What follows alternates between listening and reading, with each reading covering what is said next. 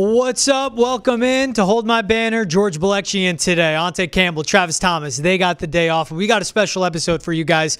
I got to catch up with Hamilton, Mass native, Syracuse All-American, who led them to the Final Four, 2014 NBA Rookie of the Year, Michael Carter-Williams. After his long NBA career, he's retired, he's relaxing, enjoying being a dad. But I sat down with him just to look back on his career as a whole, but also what was special about this conversation was going in depth with MCW on how he found the resources he needed to overcome his battles with mental health, and how being in Orlando and playing for the Magic reignited his love for basketball as well. We go through everything from him choosing to go to boarding school in high school because he knew that would get him to be a D1 college basketball player, to at the end of the convo, everything he's doing off the court as well. Michael Carter-Williams, one of the coolest people I've ever interviewed. Here's a conversation for you guys to listen to. First, thanks for taking the time and joining us, man. Thank you for having me. I'm glad to be here. So where's home for you now? Because I know you grew up in Hamilton, grew up in Mass, played in all those different NBA cities. Like, what's the home base for you now? Right now, Orlando's still home for me. Nice. So I've been there for about 4 years now. Kids are getting big. Kids are in school now over there. So, yeah, Orlando's base for me.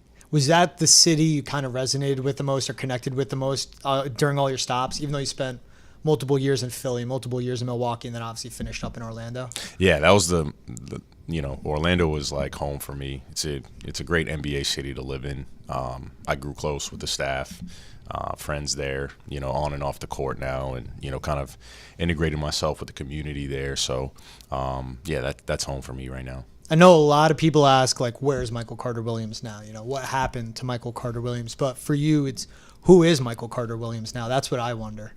Yeah, I think for me, right, I've just been, ever since I've been out playing for about a year now. It's been good, though. I've been at home more. I've been being a dad. I've been doing a lot of things off the floor. And, I just, like, for a long time, I was just like, I've been traveling for 10 years of my life. Like, and it's been nice to be home, be a husband, be a dad. And, and now I'm starting to get into, other things. What is that like that, like, everything slows down? Because it's not you were go since NBA. It was when you took that leap of, I'm going to go to boarding school as a sophomore in high school. Right. Like, I'm going to live away from home. So what's it like now to be at your age, 32, and, like, things start to slow down? And like you said, you could be really present. Right. No, it's been relaxing. It's, like you said, I can be present in my day-to-day life. I'm a big fan of all sports, so, I get to sit home, watch other sports. For a while, at least, I was like, this is great. And then I was like, okay, it's time for me to get up and start doing some things. And, just, all my brothers play sports. They both play basketball. Well, all of them did at one point, my sister as well, but those two are still playing, and, get to watch them play, get to go see them play. They're playing overseas now, so it's been cool, man. It's been nice. I coach my daughter's basketball. We had our little squad, so it was dope. What's the age for that girl squad for your daughter? No, she played with the boys. Oh, let's go. Yeah. So we're playing. We actually had two girls, her and another girl on our team, but we play against mostly boys. It's like the YMCA league, like 5 and 6 year olds.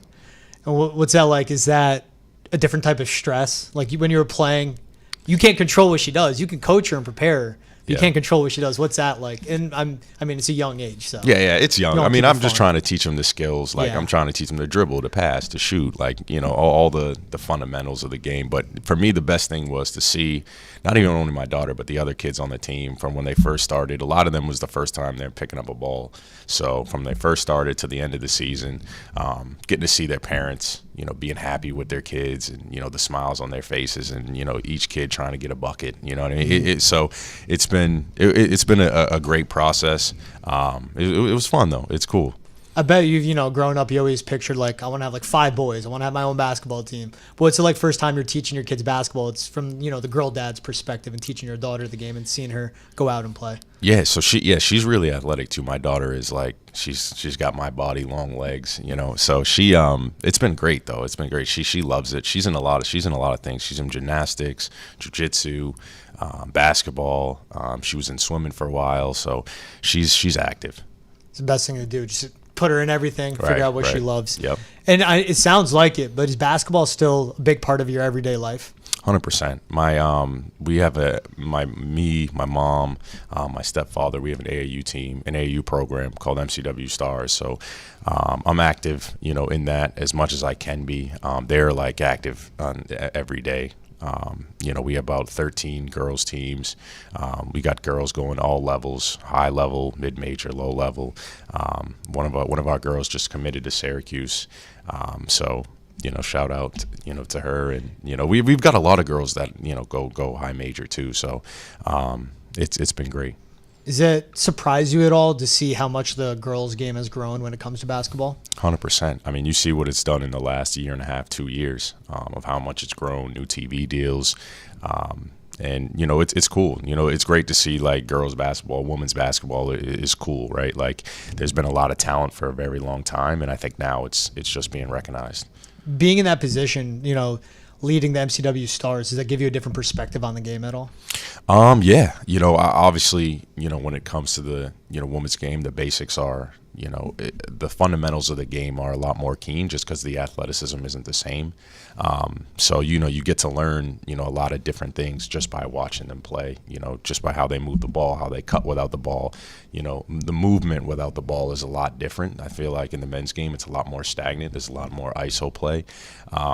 But I feel like the women's game is a lot more like the European game, and I feel like the NBA is starting to adapt to that a little bit. You see more and more European players coming in and guys from overseas coming in, and there's different parts of the game that, like I said, the NBA is now adapting to. You still watch a lot of the NBA? Yeah, yeah. Is there any part of that that's tough? Because but you played 9 seasons. It's not like you had like that rookie of the year and then that was it. But is there part of it that's tough where you're like seeing guys maybe you got drafted with, maybe guys you played with still playing? Or is it a part where you watch and you're like, I had a very successful long career.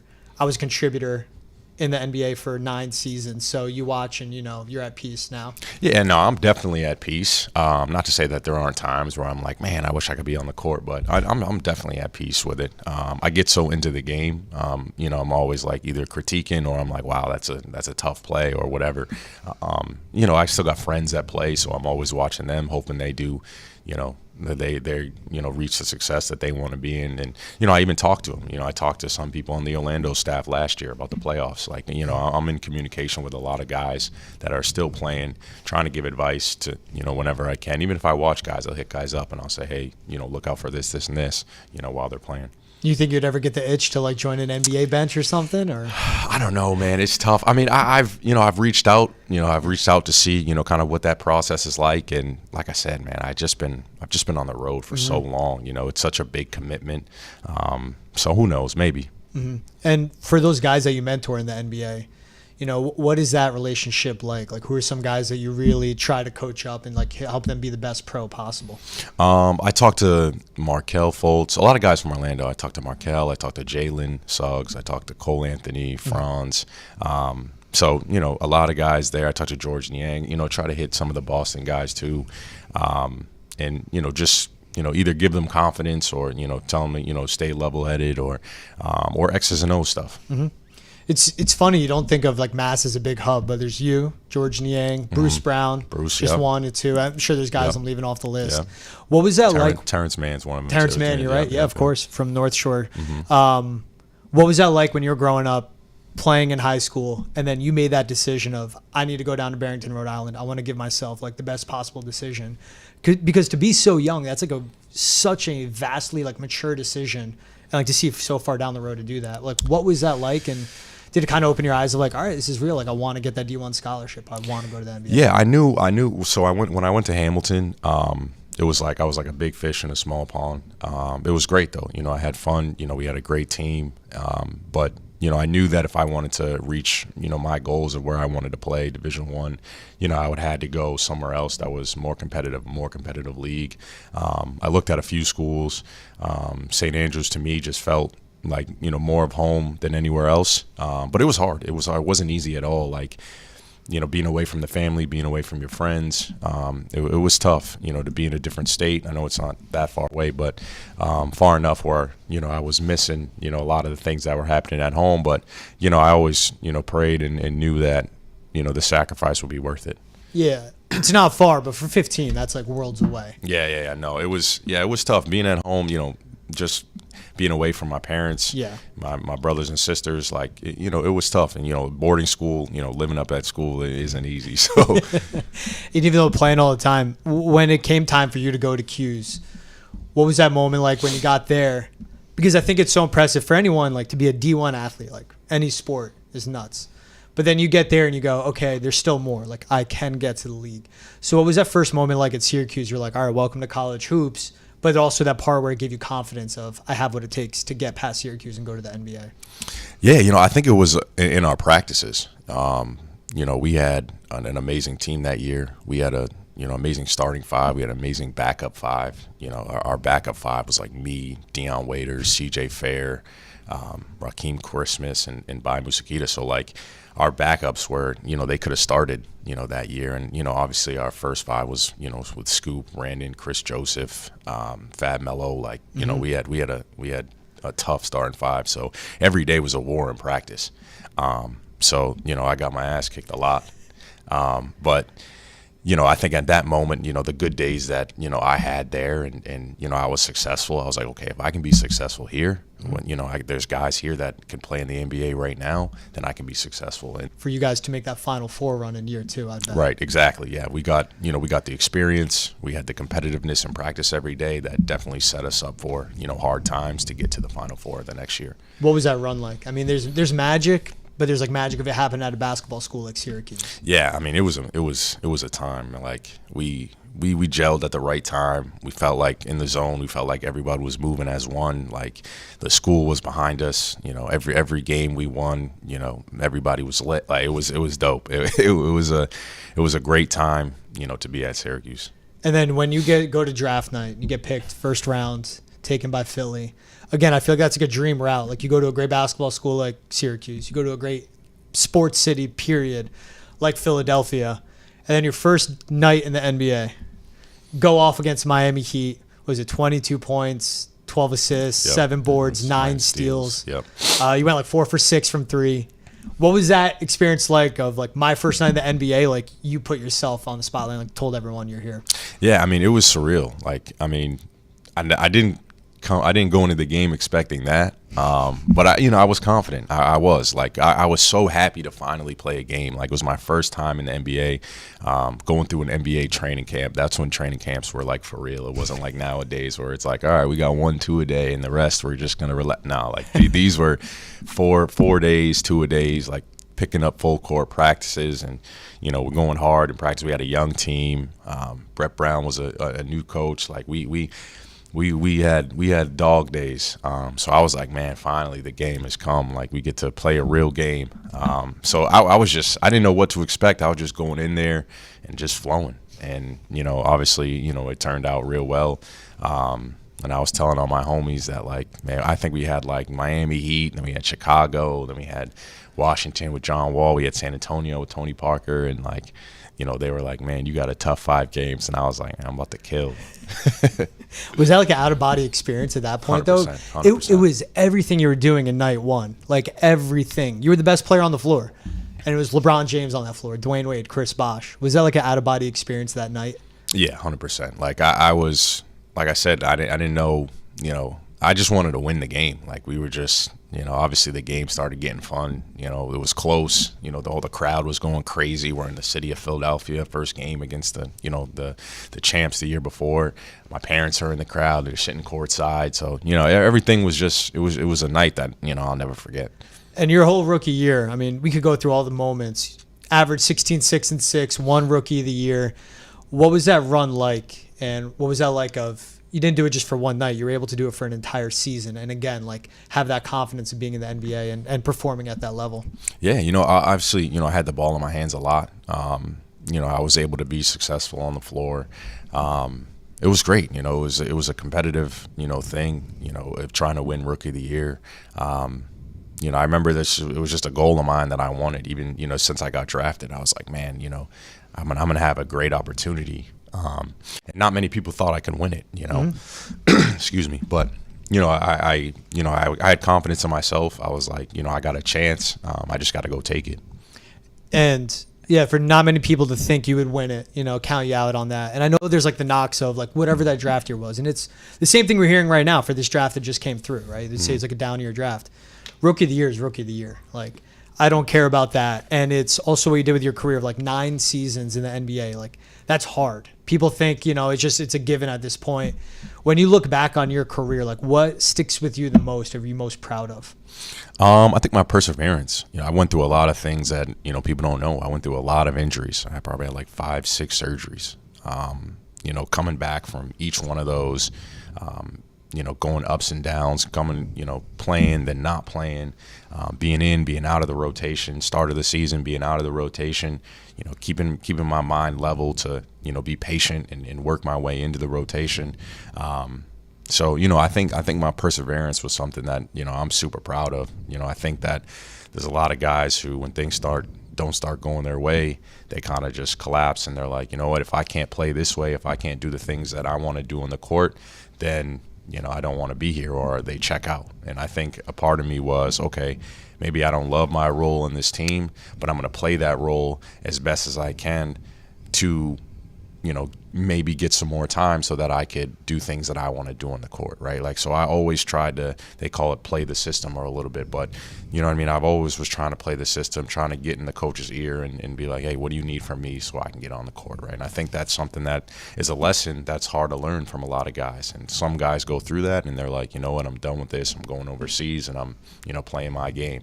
And then the guys that are able to be like, adapt, they make a long career for themselves. And that jumped out to me looking at like just your stats throughout the years. Your minutes never really dipped that low. Like you were always a contributor, especially your first 5 years in the league, like double-digit scorer, around 5 assists a game, around 5, 6 rebounds a game you were averaging. But how tough was that with what you did in Philly? And then I think a year and a half in, they just traded to Milwaukee. Is that something, again, you were very young of like, what's going on? Yeah, that was tough for me. That was hard. I didn't understand it. I was always part of the plans in Philly.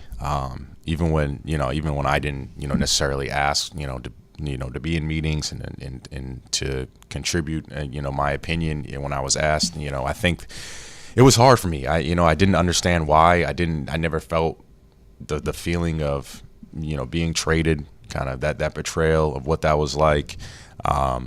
So yeah, no, it was tough. It was an experience that I had to go through, as a basically as a kid. So, it was a tough thing that, still don't understand. I don't try to understand it. It is what it is. It's the name of the game. So, but everything happens for a reason. And, I just kind of eventually I had to take it in stride and move on. And you did. And it was, again, like 2 seasons in Milwaukee. What was that like? Was it, again, a reset of your game, a reset of your role? Because you go from being what you were in Philly to now you're playing with Jabari Parker and Giannis when you were there. And then also talk about systems, playing for a whole new head coach and Jason Kidd, who probably had a whole different approach to the game and everything. Right. It took me some time to adjust. We made the playoffs, one year and we did our thing. We lost to Chicago, but it was a great experience. We were a young team. It kind of set, the core for Milwaukee, right? You know what I mean? Though I don't think if they didn't go through those moments, Giannis being a young guy going in the playoffs, getting his butt kicked, Chris, Middleton, same thing, right? Like, that eventually turns into, them winning a championship, right? And going through those tough moments, was probably able to help them, going through tough moments, in the playoffs when they did end up winning it. So it was cool, man. It was a great experience, the playoff atmosphere. Totally, Milwaukee went from, when we played home games against Chicago, it felt like we were playing away games to, what they are now, right? Yeah. So it was a great experience overall. Were there any nights when you're playing with Milwaukee, you're looking at him like, this kid is like raw, but he's good and he's going to be special? Yeah, man. It was like, I would watch him play, and there would be like 5, 6 moments in the game where you're like, whoa, like if he can do that 12, 13 times a game, and then that turns into 20 times a game, like he's going to be unstoppable, right? And, you'd get those little moments and be like, man, like that's pure talent right there. And then over the years, as he kept working and as he kept progressing, his body filled out, his body caught up to his skill, and it was over then. We always know like Giannis is one of the biggest competitors. Like will run through any wall that is in front of him, just wants to win. Do you have any story from your time with Giannis where like that's like the real deal? What you see is what you get, and what you hear about Giannis is true? Oh yeah, I mean it was every night. Like we'd call it night school. We'd come back, after practice, after games. We'd come back. We'd shoot at night. We'd lift, play 1-on-1. I remember him, and Jabari played 1-on-1. And we're all talking trash, bickering back and forth. They're going at each other, calling tic-tac fouls, being soft, and then we decided like, hey, like we're not calling no more fouls. Like you just got to play through it. And that kind of messed me up because I'm the smallest one out of them two. So they start, lowering their shoulder into me, and I'm like, dang, did I mess up by saying no more foul calls? But like it just taught us to be, tough and to go through things and don't let the physicality stop us from, scoring the ball. And, at that moment when we were playing there, I was like, man, both of them at the time, I was like, man, these dudes are going to be unstoppable. You spoke about, your perseverance for the league, and you detailed it in your Players Tribune article. I think it was great. Like anyone out there always loved the Players Tribune of seeing the athletes open up, and like you wrote it, you said your story. It wasn't just a physical toll. You mentioned the injuries to your body, but like the mental health battles that you had throughout the league. What was that like trying to figure that out? And it was before the resources are what we have today, where Right. you can speak open about it. Where it was where you were, 8-9 years ago, you can't be as open about therapy. You can't be as open about dealing with anxiety, depression, anything. So what was it like trying to navigate that and figure it out, and for you to finally find your solution where you felt better and you were treating yourself and looking out for yourself? Yeah, man, it was a hard thing for me to do. Going through it, kind of not knowing what it was at the time, why I felt certain ways, understanding my anxiety, understanding what depression is. There was days where, I didn't even want to leave my bed. Like there was a lot of, hard days.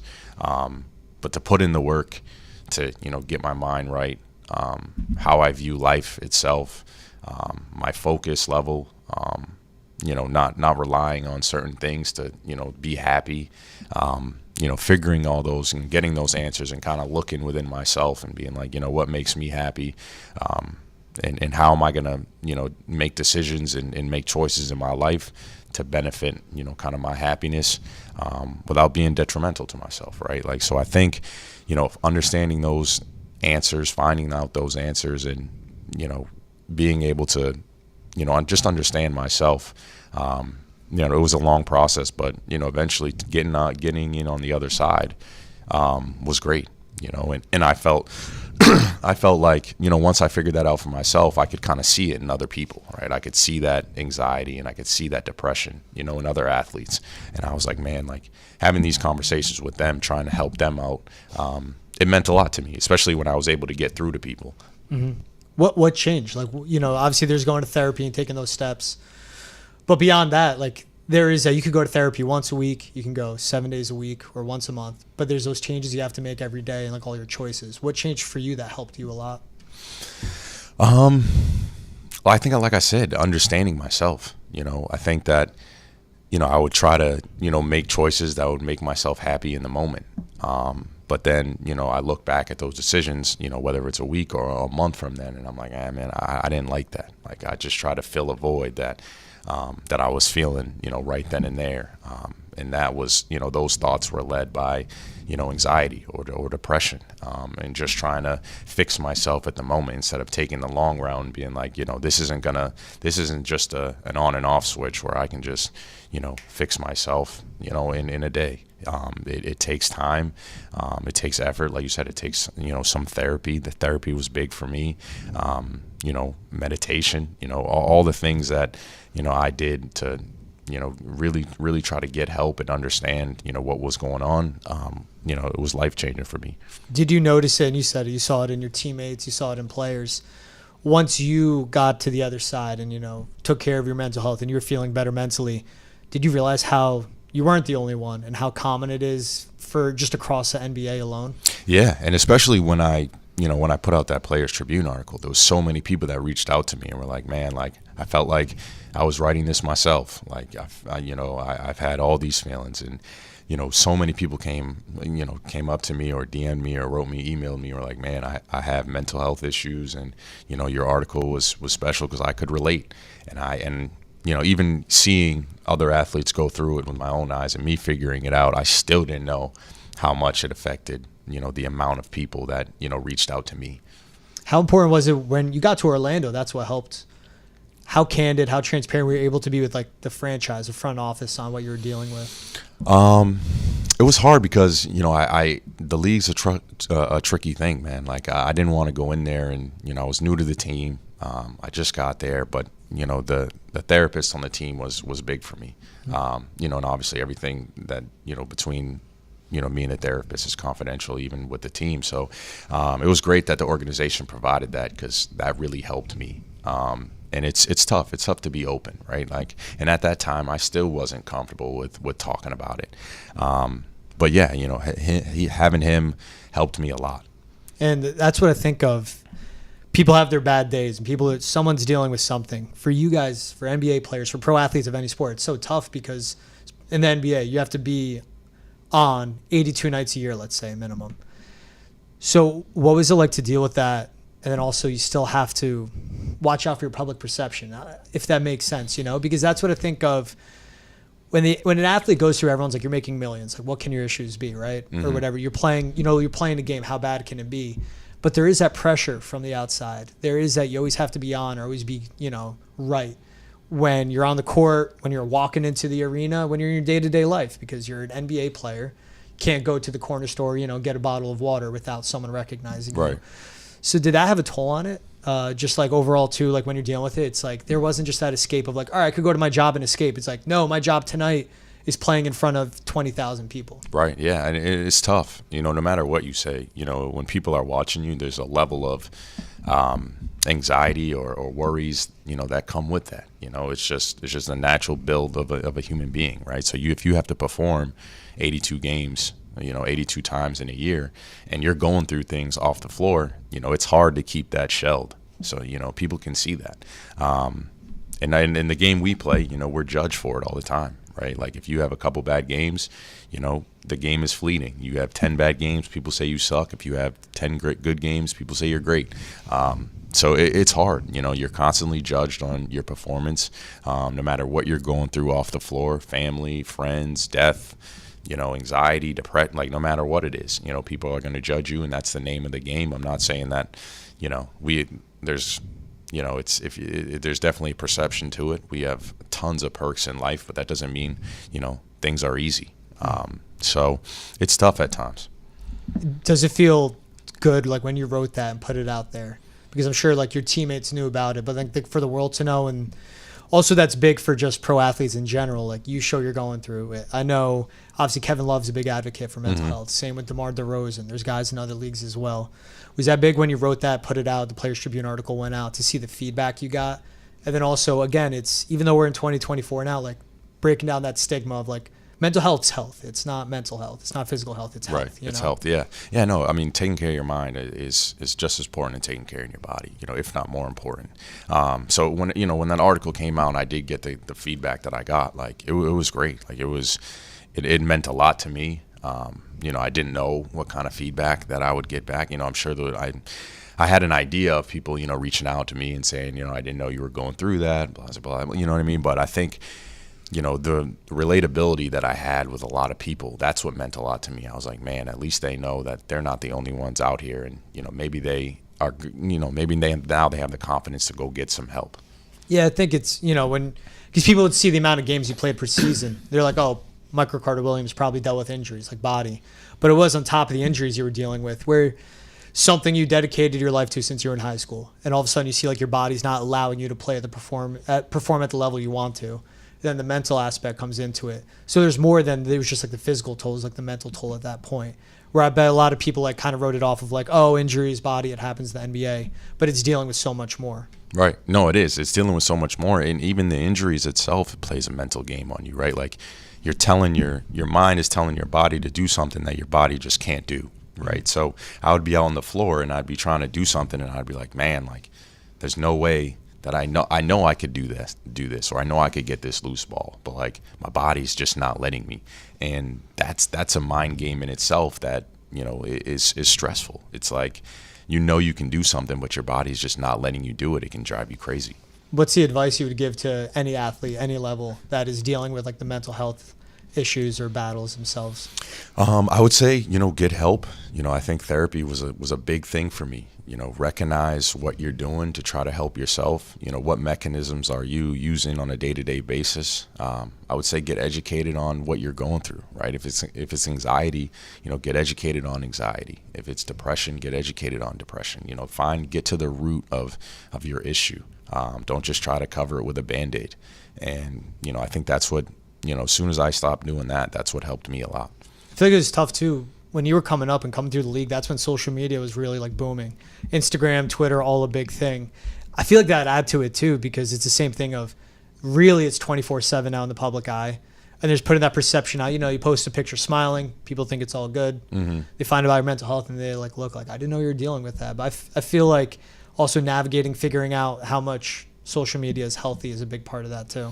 For sure. I mean, I think people try to hide behind social media. Yeah. They try to pretend like things are going well when they're not. And it's in a way, it's a false sense of reality, like you said. Like, social media gives a platform for anybody to say anything about you. Gives people a chance to, hide behind their issues, and life's not like that. And as soon as us as a nation kind of recognizes that, I think things will be better. Yeah, for like what I do, same things. Public perception, not to the scale that pro athletes are on, but like post on Instagram, post on Twitter, whatever. And some of my friends I work with are that in the industry, like they tell me like I read every comment, and I tell them like you can't do that. You can't give like life to these people that you don't know who they are. Some of them don't have their names or faces on it. And that's a big thing of like just knowing what's real, what's not. Yeah, no, I've fallen victim to that as well. It happens to the best of us, but you can't sit there and read every comment and try to, take everything serious. Like it's just people are going to say what they're going to say. They can, like I said, they hide behind, social media accounts to, release stress. I don't know, whatever. The reason people go on Instagram and decide to heckle people or be mean or whatever. But staying away from that is the best thing you can probably do. To have those last 4 seasons in Orlando, mm-hmm. where you figured out your mental health and you got better, and you also had good seasons towards the end of your career. Did that kind of revive basketball for you a little bit of like it was fun again? I know it didn't end the way you wanted to. There was injuries towards the end, but it got fun again. And you found joy on the court, and I guess in the day-to-day too of this is a good front office, this is a good all-around franchise that takes care of their players in this way. Oh, 100%. I found a new love for the game. I started to enjoy it again, and I think people could see that, right? It was contagious. It was contagious to my teammates. It was contagious to the front office, to the fans. Whenever I made a hustle play, the crowd was going crazy. Like, they started to, kind of identify the way I kind of carried myself, and they were like, they enjoyed that. I've a ton of, whenever I walk around in Orlando, they're like, man, I've always appreciated how hard you played on the floor. And like, that was my goal, right? Just to go out there and play as hard as I could for the fans. And no matter what the results were, no matter what my stats were, like they knew when I stepped on the floor that I was going to give them my all. And, that's what I can ask for. I love that. What was your favorite city that you played in?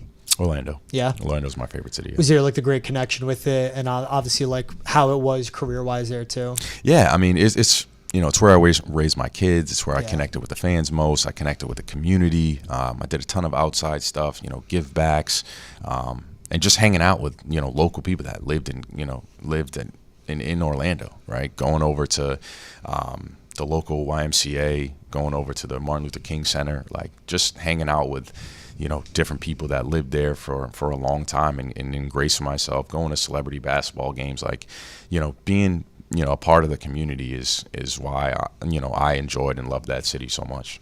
I think it's great, like, because what we mainly hear with fans and athletes is the toxicity of it. But it's great to hear that, like, people in the community, when they see you, of like, I don't know, picking up a cup of coffee and it says Michael Carter Williams on the order. if someone hands it to you, they go, I loved it when you played for the Magic. Thanks for what you did for the Magic. Yeah. You still get that, if you're traveling around the country in different cities, whether it's Philly, whether it's Milwaukee? For sure. Whenever I go to Philly, when I go to New York, a lot when I go to New York, just because the Syracuse connection. So it was cool. It's been love in places that that I travel to and been to, and especially where I laid my roots down in Rhode Island. Here.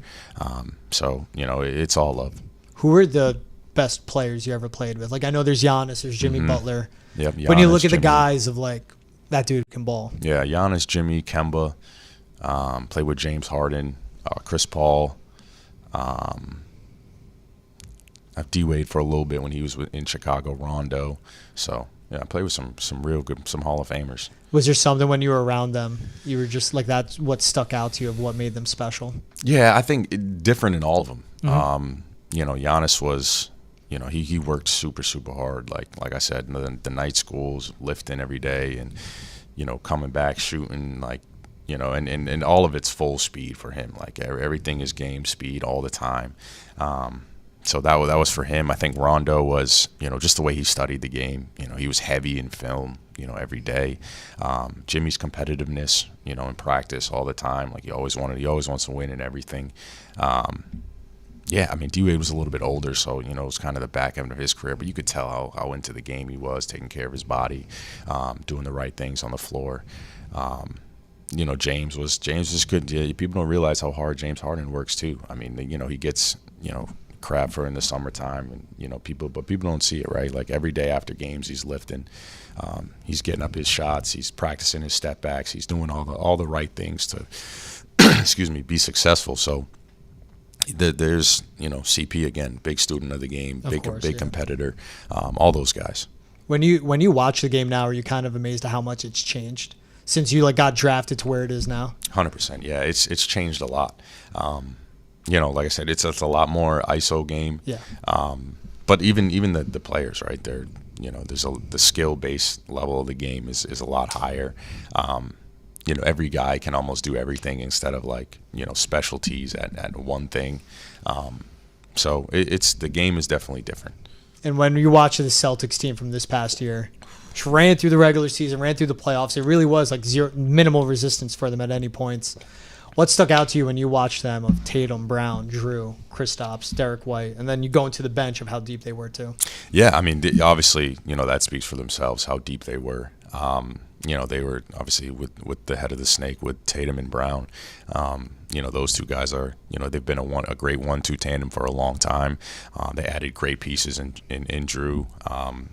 Yeah, I mean, it was great for them to see. They didn't let any of the noise outside of them, split them up. They always stay together. Of course, Adam Porzingis, Derek White. I mean, those are huge. They're unbelievable role players. So they have all the pieces to the puzzle. Joe Mazzulla is a great coach. So it was cool to see how they didn't let any outside noise kind of break them apart. They stayed with each other.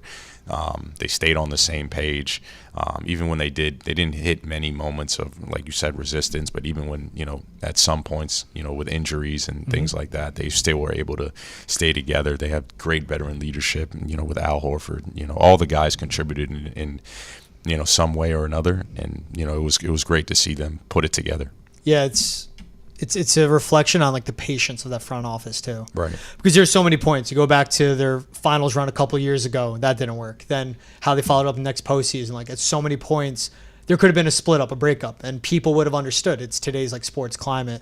Stuck with it, and they broke through. I think It was so impressive from the players too, of where we see guys moving around the league, and rightfully so. But for Jalen and Jason, they want to stick together, and for the front office, they wanted to back them too and stand by them. Yeah. Yep. Now, you said it too. Everything's slowing down for you, but I know off the court, you're working in real estate now. So what's that like, getting your feet wet there? It's fun. It's great, man. I mean, I think it's something new. So I try to take it day by day. I don't try to pretend like I know everything that's going on in real estate, because I don't. But I take it day by day. I learn from the people that have been doing it for a very long time. I got a group, special teams real estate with myself, Mo Harkless, and Andre Drummond.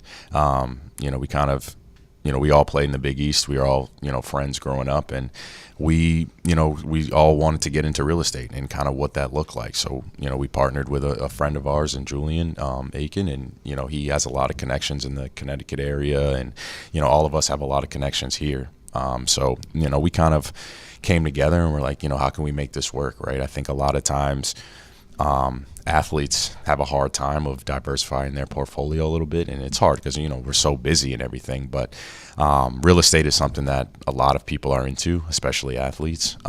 So we're taking it step by step, trying to partner with people, like I said, who have been doing it for a long time, and just do some venturing off the floor. What's your, you had your vision for what your basketball career would be. What's your vision for this part of your career, getting into real estate? Like you said, still learning day by day, but what are you hoping for down the road to gain from this? I'm hoping to give a platform for other athletes, for other, guys who want to come in and put their money to work off the floor. From guys who are just coming into the league to veteran guys that are, seeing, the end of their career. I think that's an important thing nowadays to try to create generational wealth. Mm-hmm. And I think there's guys get thrown a lot of opportunities, just kind of throw their money and be like, I'll try to have my money work here. But if they can have a familiar face, someone who's played in the league, someone who's trustworthy to be like, this is where your money's going. If you want to learn about it, this is what it does. And like I said, real estate is something that a lot of guys are into, whether it's commercial, residential. So that's what we're trying to provide. Is it fun having that challenge now? Like you said, I'm not gonna pretend like I know it. I don't know it, but now learning that day by day and step-by-step process of what goes into this. Yeah, it's definitely a challenge. I try to be as knowledgeable as I can be.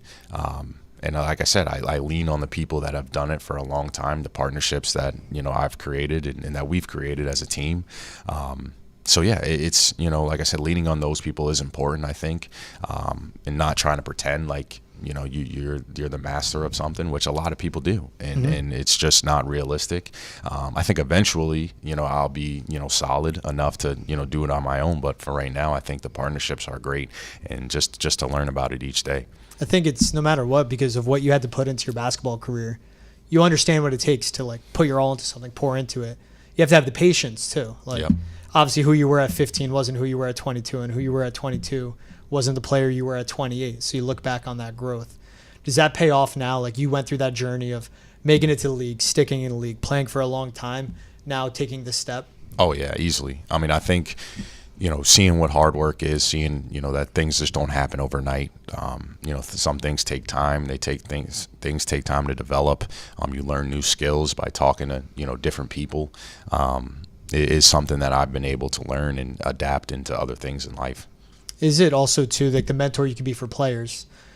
Is this something you're excited about now, to be the mentor for guys that make that transition into the next chapter of their life? Once playing's done, they could set themselves up where they have everything in line before they retire, but then to have something that they can work hard on once they're done with the game. Yeah, absolutely. And I always look at myself and, trying to stay a part of the game. Like I said, I reach out to guys, try to give them advice on the floor, off the floor.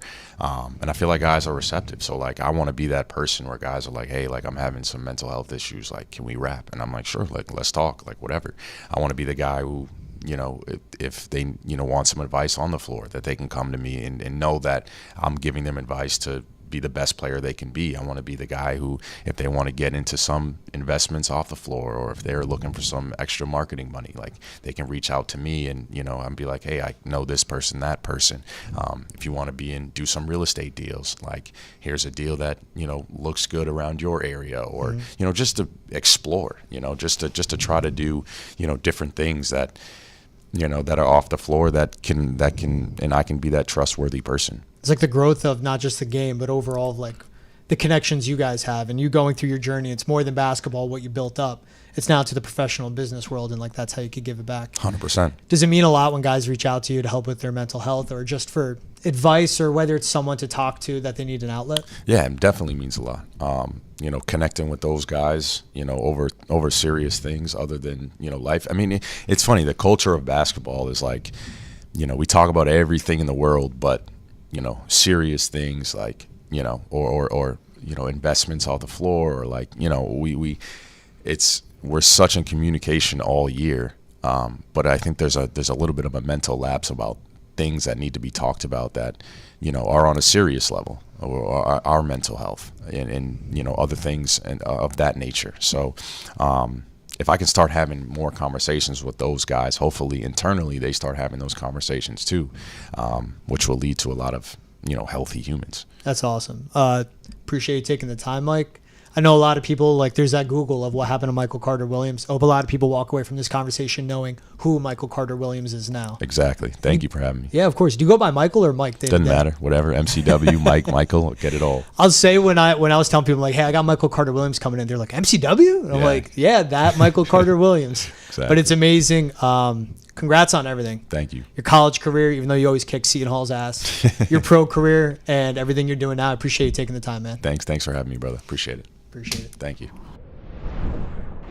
Michael Carter Williams coming on the show. I mean, as you guys heard in that combo right there, like salt to the earth, but like super cerebral, a guy that loves ball, and someone for him, like it all started with defense, what he did on the floor, but that's what carried him into having such a successful high school, college, and a long NBA career. It was awesome to hear him also speak about mental health. Go check out his article that he wrote himself in the Players Tribune, but also for MCW. I mean, again, one of my favorite people I've ever interviewed, and you hear it right there. So thanks again to him for hopping on Hold My Banner.